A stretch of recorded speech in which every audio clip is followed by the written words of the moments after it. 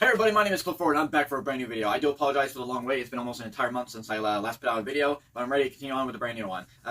The reason why I've sort of been off is that I've been doing a lot of research on this video I've been doing just to make sure I get everything right and correct.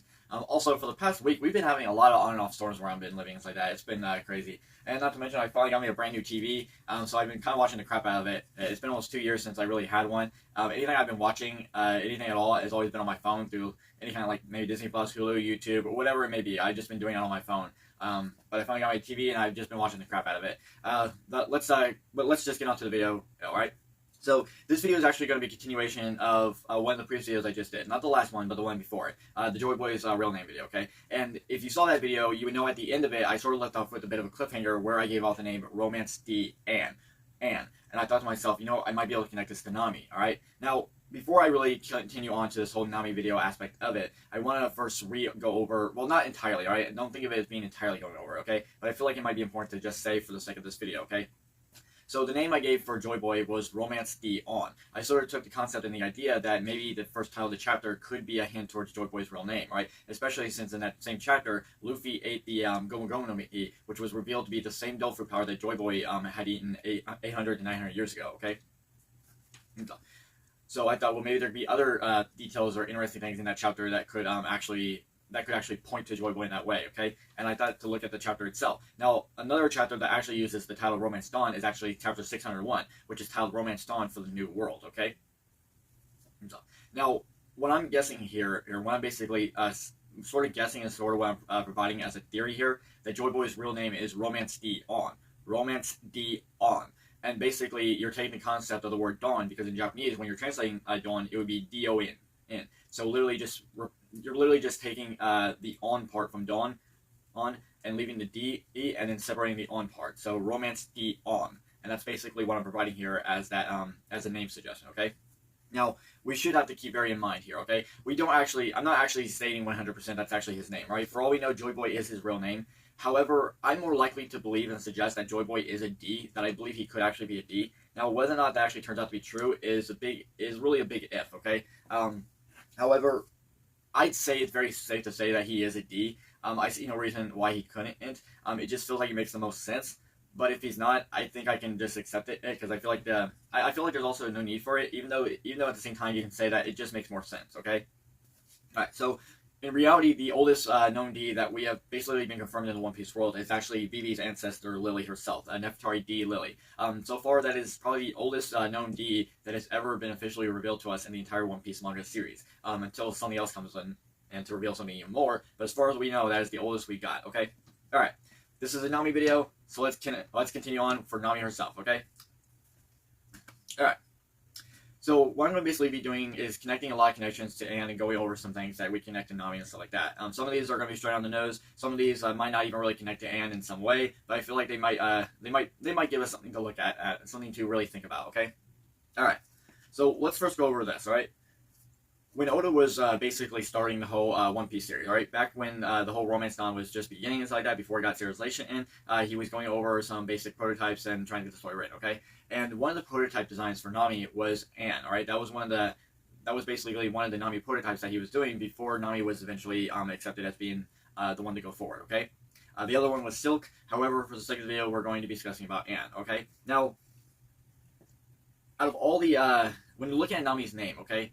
Okay, like if you look at Nami's name and you spell it out, it's like that. A lot of people have pointed out that Oda might really want to still use Anne in some way, okay? Especially when you spell Nami's name, N-A-M-I, and if you reverse the spellings on it, I-M-A-N, and you basically separate that, you get I'm Anne. So it most likely seems that Oda has always wanted to use the name Anne. And if he's planning on using that for Nami in some way, how could he actually do that? Like, could it be that Nami's real name, her biological name, is actually Anne? We've never actually been given any kind of confirmation that Nami's real name is actually Nami, alright? It's really questionable to wonder. Now, if Oda's not going to use Nami's real name as Anne, I'd be perfectly okay with that, alright? Like, if that's not the name he's going to go with and he decides to go with something else, I'd be perfectly fine with that, alright? I don't see that as much of a big deal, but I do think Oda really wants to use the name Anne for some reason, okay? Alright, let's move on to the next thing, okay?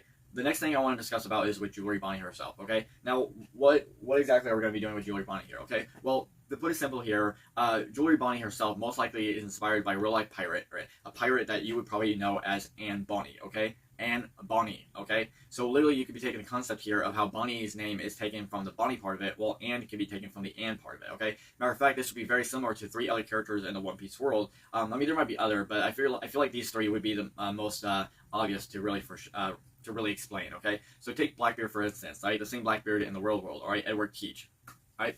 So in the One Piece world, there are 3 characters who are basically inspired or take their names from Blackbeard himself, okay? You have Whitebeard, Blackbeard, and Thatch. All of them basically taking, well, not take inspiration in terms of like, you know, body designs and like goals and ambitions, like something like that, okay? But each of them take inspiration from, okay? Which sort of gives you an idea, like, what if Oda could be doing the same thing for Anne Bonney in this case? With Bonney taking the name from Bonney, from the Anne Bonney part, while Anne could be taken from the Anne part of the Anne Bonney. So something like that.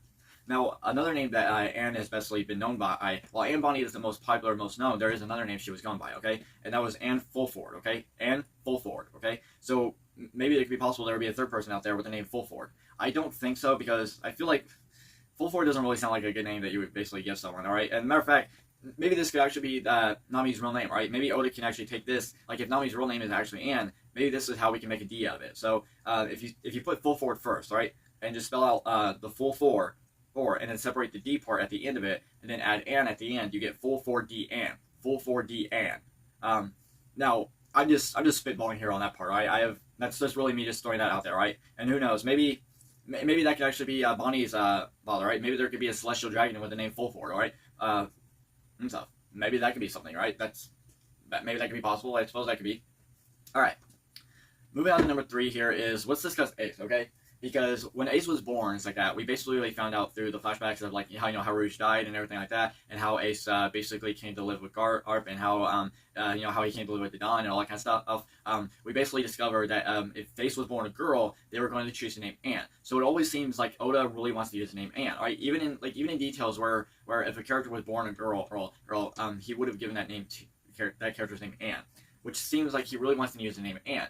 But if he's waiting to use it for a certain character, or waiting to necessarily use it in an important situation, what could that even be? Who could that character be? And I feel like it could be something really important coming forward. All right. Number 4, let's discuss a goddess, all right? A goddess that you might know as Diana. Now, what does Diana have to actually do with Anne necessarily, right? Well, I do believe the fact that Nami is a D, right? And I basically point out the fact that, you know, Joy Boy, real name could be Romance D On, and maybe he either had a sister or a daughter, and her name was Romance D Anne. Romance D Anne. So let's take the D-Ann part of it, okay? D-Ann, D-Ann, D-Ann, Diana, D-Ann, Diana, Diana. So basically what I'm providing here is that maybe we can draw connection to Diana in this regard or this sense, okay? Okay, so Diana is a goddess in Roman mythology, right? She's considered the goddess of the hunt, wildlife, childbirth, and the moon, okay? Now, she can be referred to as the goddess of the moon, but that's not her main goddess epithet, right? That's not what she's mostly known for as a goddess, okay?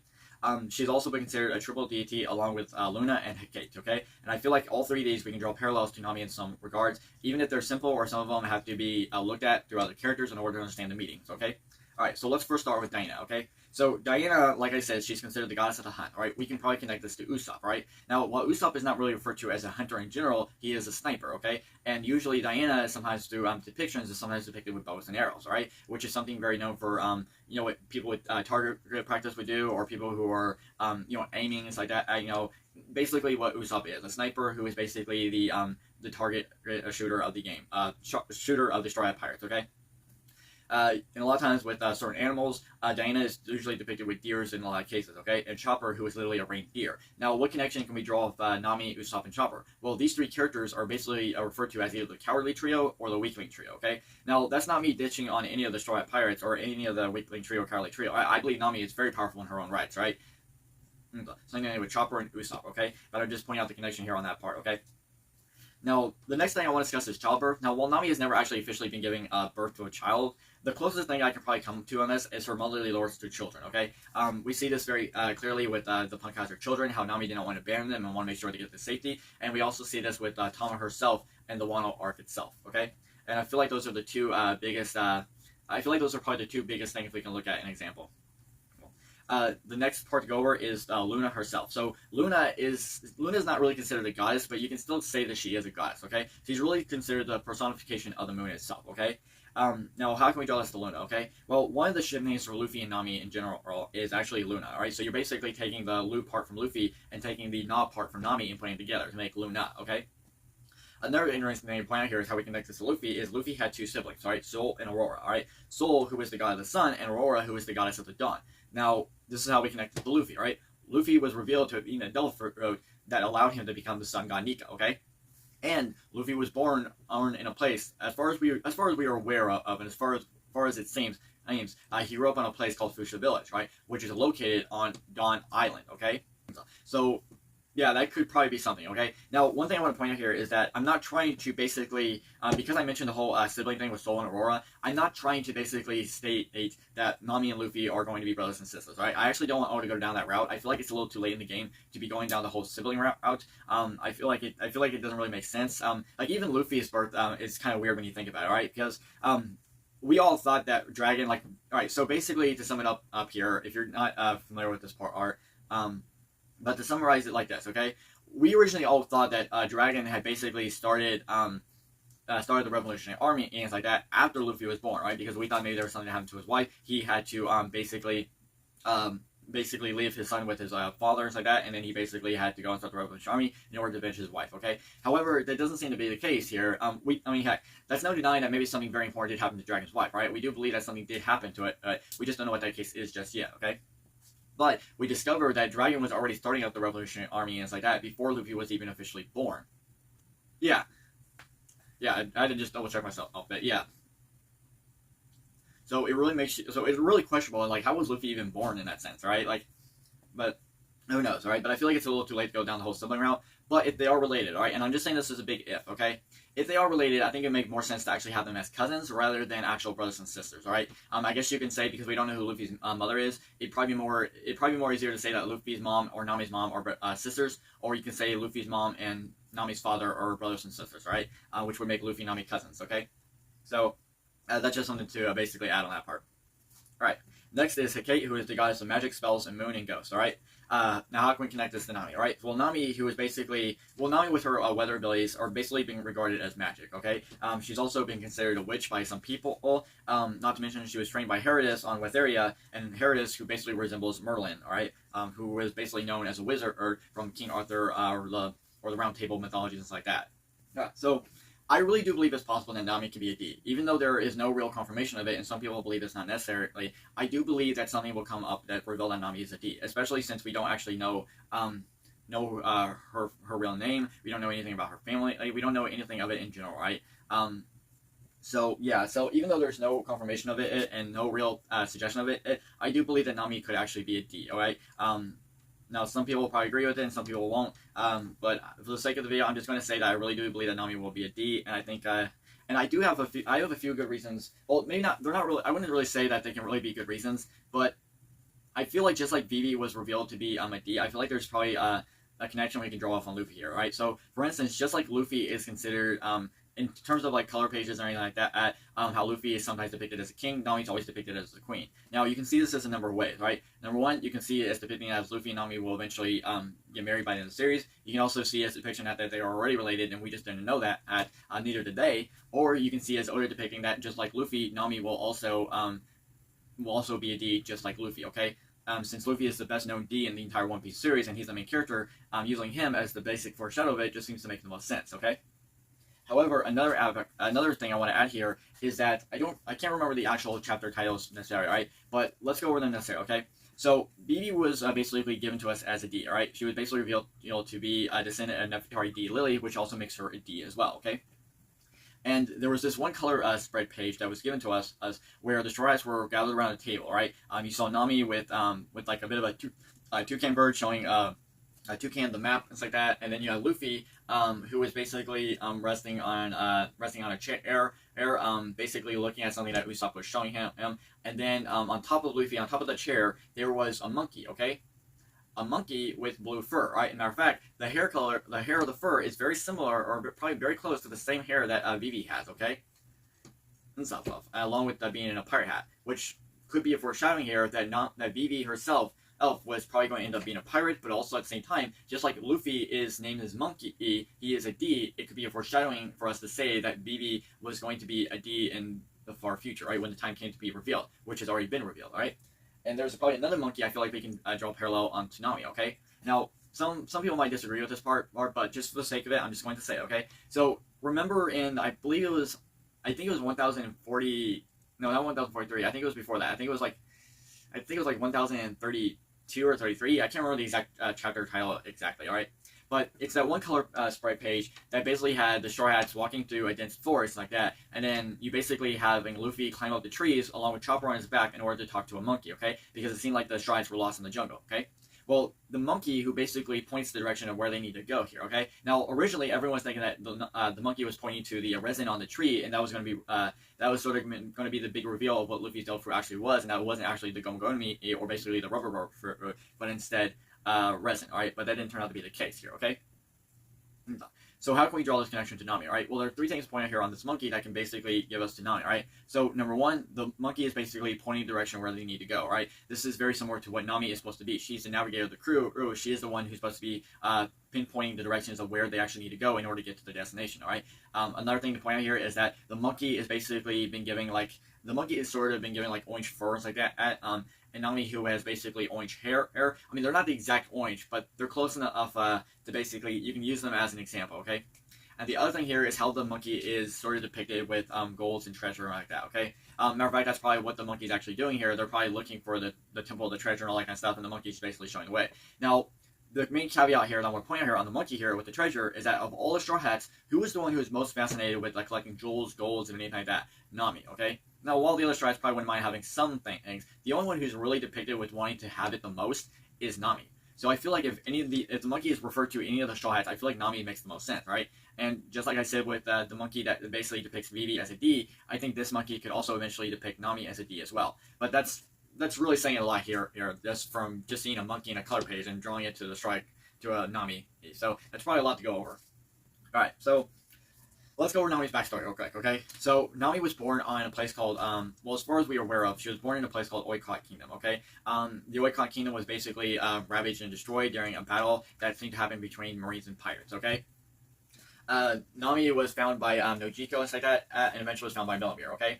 Now, Nojiko basically stated to Bellemere that Nami was not her sister, right? So it does give us the idea and the belief that that Nojiko does not know who Nami is, right?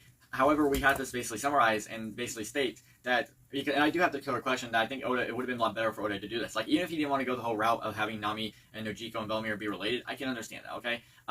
However, I also felt like it could be important if we actually get something to actually sort of reveal to us that Nojiko, like, even though they're not related, something that could actually give to us to say that Nami was the next door neighbor of Nojiko, right? You know, something like that, okay? So at this point in time, we have no real idea if Nami was ever really born on the island, how long she lived there, who her parents were, anything like that. All right, all of it is a big mystery. Okay. And Oda has, there have been times that Oda has been trying to come up with ideas to introduce Nami's backstory, right? I believe in the One Piece Strong World film, the original idea and concept here was to go over Nami's backstory. However, Oda eventually decided that it would be too depressing for One Piece readers and decided to go with more of a hero saves heroine act, okay? So how the story would have actually turned out is really interesting. A lot of people are basically believing that Nami will eventually actually get her backstory sort of revealed to us in the same way that Zoro is getting a light novel depicted of him, of how his days of being a pirate hunter before he eventually met Luffy, right? And we might get the same thing with Nami, going over her backstory, going over everything of her being a cat burglar and stuff like that, and we might get a little bit deep dive into her backstory of how she was born and everything that happened, right? So we'll have to wait and see on that to see how it comes forward, okay? Now, I also want to point out here very clearly, I feel like this is very important to mention here, that no matter if Nami does eventually find out who her real parents are and who she really is, I don't think that's going to take away anything on Nami's real family, right? Nami will always consider Bellemere and Nojiko her mother and her sister. It's the same thing with Ginzo. She'll always consider Ginzo a father-like, right? She'll even consider the tribe pirates a family to her, okay? Nothing will ever change that, okay? So even if Nami does find out who her real parents are, I don't think that should take away anything of who Bellemere and Nojiko were to Nami, okay? So there are a lot of connections that go over Nami necessarily that a lot of people believe that connect to Nami, right? One thing to go over is with Luffy. Even though I'm not a big fan of the whole Luffy Nami being related, I feel like it's important to just say, okay? So one thing you look at here is how Nami can sort of be like the opposite of Luffy in a certain way, right? Much like how Blackbeard is the opposite of Luffy in another way, Nami can be considered the opposite of Luffy in another way, okay? Not to mention here, Luffy's name is literally has the family name Monkey, and Nami herself takes inspiration from Sun Wukong, alright? who basically takes inspiration from Hanuman, alright? And Luffy was basically, during the fight with Kaido, Luffy used a technique that was basically reference of Hanuman, and Nami, who is basically taking inspiration from Sun Wukong, right? Another person that a lot of people suggest could be related to Nami is Morgans, right? Big News Morgans himself, right? Especially since we don't actually know who Morgans is. He's always in his devil fruit form, and we never seen his human form. So a lot of people are theorizing that Morgans could actually be Nami's real father. The next is the Birkins. Now, while the Birkins is not referred to as a person, it basically refers to a race, and basically a place, okay? So there are two known Birkins that basically have very good connections to Nami, Inaru and Herodus. Herodus being the wizard that trained Nami on West area, and Inaru being the big bad of Sky Island arc that Nami had to help Luffy face off against in order to get up to, basically get up to the arc maximum in order to basically defeat Inaru once and for all. Eventually, Inaru escaped to the moon. Now, Nami did have a confrontation with Inaru, and Inaru was basically going to take Nami to the dream world, right? Nami even like taking to the dream world. I mean, Nami wasn't really saying this out of her own free will, or saying like she didn't really want to actually go. She wanted to continue her adventure with Luffy, right? But she was sort of put in an obstacle where she couldn't actually defeat Inaru, and her only choice of like living was to basically say, take me to the dream world and just hope that Luffy can actually come to the rescue in time. And not to mention here that when you look at Birkins in this area, right, there are two places that has the name Birkin, right? There's the Skyline that Inaru and Herodus were born on, and the moon has also been revealed to have the name Birka. Okay, now Nami in the royal nationality, Nami was given Sweden as her nationality, right? And the oldest known trade center in Sweden is actually a place called Birka, right? Which a lot of people are sort of theorizing here is that Nami could have a very good connection to Birka in regards, right? Like maybe this could be a hint towards Nami's backstory, okay? Next person I want to discuss is Rocks, right? So while there's not much to go over here, there are two things to point out, right? So looking at Nami's bounty, right? Nami has always had a 6 in her bounty, right? And if you take the concept of 6 in Japanese, which is Roku, and look at the translation of rocks in Japanese, is Rokutsu, right? So Roku, Rokusu, Roku, Rokusu. So it could be basically symbolizing here a bit of a theory that Nami could be related to rocks in that regards. Another thing to point out here is how Nami takes inspiration from Sun Wukong, and Sun Wukong was born from a rock, okay? So that could actually point to something. The next one to go over is Shiki. Now, Shiki has been one of my top contenders, being one of my first and top contenders of who Nami could actually be related to. Okay, back when we got Sanji's family reveal and like that, and before we got into the whole Wano arc, and how everyone was believing that Zoro was going to get his family introduced in Wano, right? We're going to get all that. Okay, we eventually, but as an I was thinking that it could be possible that eventually we will get the revelation of Nami's parents eventually. Okay. And maybe we will eventually, whether or not to be in the manga or something else, we'll have to wait and see how that turns out, okay? But one of my top contenders I was thinking of drawing a connection to Nami was Shiki, okay? I feel like Shiki was the most easiest to do because of two good reasons. Number one, it'd be more difficult to actually incorporate a character that Oda had never introduced, because the idea of him using a character or coming up with an idea with a character that has never been introduced would be almost nearly impossible. Not saying it's not entirely impossible, but it'd be almost entirely impossible, okay? So what I decided to do is go with a character that already exists in some stuff. However, going over a character that we know that has actually been depicted in the manga full well, really would have been the most difficult. I decided to go with Shiki because he is a canon character, and I feel like he was the most obvious one of all. I feel like he really is the best character to really use in this regard, right? Shiki was in prison in Impel Down around the same time Roger was executed, and he escaped from Impel Down around close to the same time when Ace was born, right? And so Nami was born eventually, I think like a good year or 2 years after Ace. So that could be a good So literally, that could be a good possibility here. Is that what I'm basically providing here is that Shiki found out that Ace had a child, and he decided to go out there and have a child himself in order to have the rivalry continue with Roger. Okay. However, that's sort of a big suggestion here. Other things you can draw a connection here on Nami and Shiki is that both of them have epithet for felines in some way. Nami with a cat and Shiki with a lion, right? And Nami has sort of been depicted with lions in some cases, which is why some people believe that she can be of a royalty status, okay? Because our lions are referred to as the kings of the jungles, okay? Also, while Nami is very depicted, has very fascinations with gold and jewelry, and Shiki, who is known as the Gold Lion Shiki, okay? Alright. Next, it's Inu. Now, after the whole sort of reveal to us that alright, so in the last chapter, when Saturn was basically about to attack and kill Robin, he told all the other Straw Hats to move pathetic insects here, okay? So I don't think it's necessary that Nami has any direct ties to the Emu in that regard just yet. Alright, maybe he does, right? And one of the names that basically people have been sort of suggesting with Nami's real name is Narona Mizu, right? And literally taking the concept of the not part from Narona and the E from Mizu and putting it together for Nami, okay?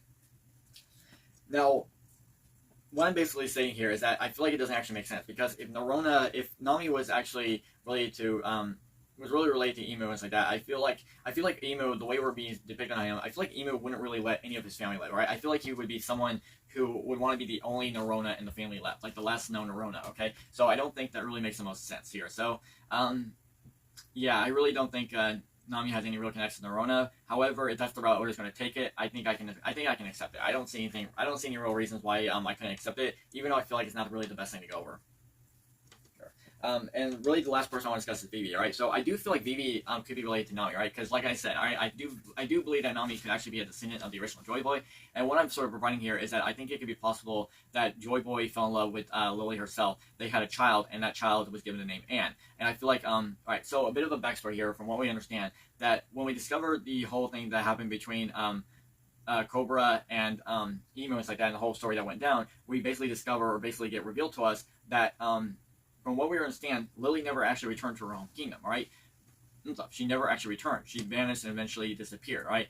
It's basically revealed to us that the Nefertari family is one of the 20 founding members, but they chose not to move from their home kingdom. They chose to remain there instead, and yet we basically discovered that Lily never actually returned home. She basically disappeared. Now, there are two options to go over. Number one, a lot of people are sort of theorizing here that Nerona, Emu himself, it is the same Nerona, basically used immortal life and surgery, or basically use someone with the same Dilfruit as Law in order to switch bodies with Lily herself, and eventually have the immortal life and surgery done on him, okay? Allowing him to live forever in the body of Lily, right?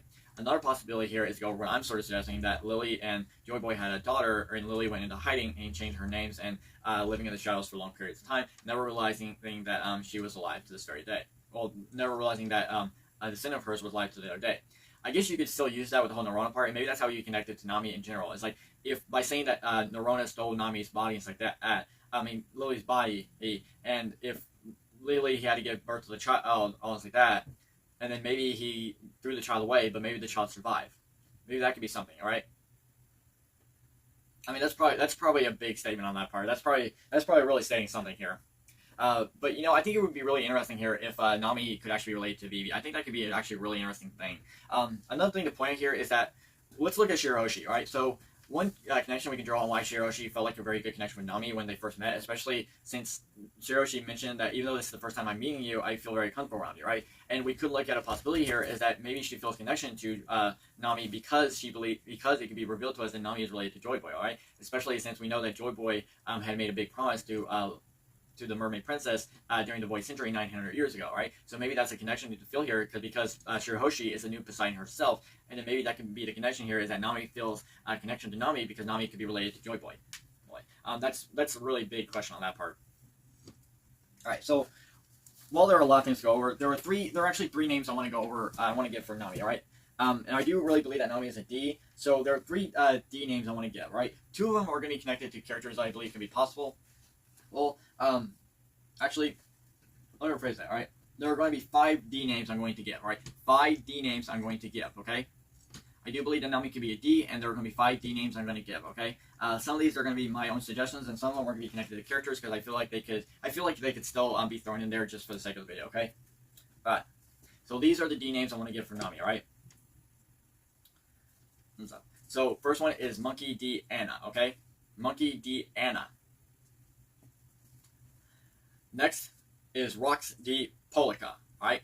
Rox D. Polica, okay? Next we have Fulfor D. Ann. Fulfor D. Ann, alright? Next we have Cleopatra D. Glory. Cleopatra D. Glory, alright? Oh, and the last one is Romance D. Nami, alright? Romance D. Nami, alright? And I think that could be really interesting here, is that if Joy Boy's original name was actually Romance D. On, maybe Nami can sort of revive the whole romance family part, and Vivi can basically continue on with the Nefertari family line. All right, maybe that way the names can continue between these two family descendants from very far away. All right, so maybe that's something we can look at, right? Maybe that's something we can look forward to, okay? But those are the names I've gotten on. Some of them make sense, some are connected to other people, some of them are my own suggestions. Let me know what you think. So I think this will be it for the video. Thank you so much for joining me. If you like the video, subscribe, like the video, comment down below, do whatever you think is best, alright? So that'll do it for this Nami video, and I'll get the next video on whenever I can, whatever that's gonna be. I'll let you guys know. So hey, thank you so much for joining me. You all have a good day. Bye now.